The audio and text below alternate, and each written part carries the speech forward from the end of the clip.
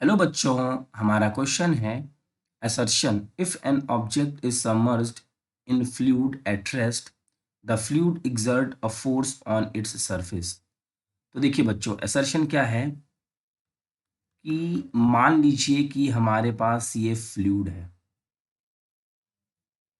ये फ्लूइड, इस फ्लूइड के ऊपर एक ऑब्जेक्ट रखा हुआ, सबमर्ज किया गया है।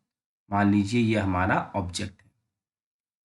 तो इस ऑब्जेक्ट का कुछ मास होगा m, तो नीचे की तरफ एक फोर्स लग रहा होगा mg। तो ये जो हमारा सरफेस है, इस सरफेस के ऊपर ये जो फ्लूइड है ऊपर की तरफ एक फोर्स लगा रही होगी, जिसे हम बॉयंट फोर्स कहते हैं।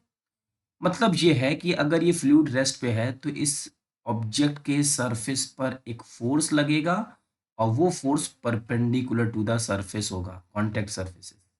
ठीक।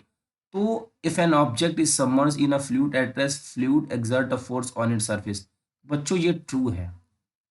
रीजन है the force exerted by the fluid at rest has to be parallel to the surface in contact with it. No बच्चों, ये हमारा फॉल्स है। इसको भी देख लीजिए। अगर फ्लूइड, अगर हमारा फ्लूइड रेस्ट पर हुआ तो जो फोर्स होगा बच्चों, जो फ्लूइड लगा रही है वो नॉर्मल होगा। नॉर्मल का मतलब परपेंडिकुलर टू द सरफेस, जिसे हम लोग बॉयंट फोर्स कहते हैं। और अगर हमारा फ्लूइड मोशन में होगा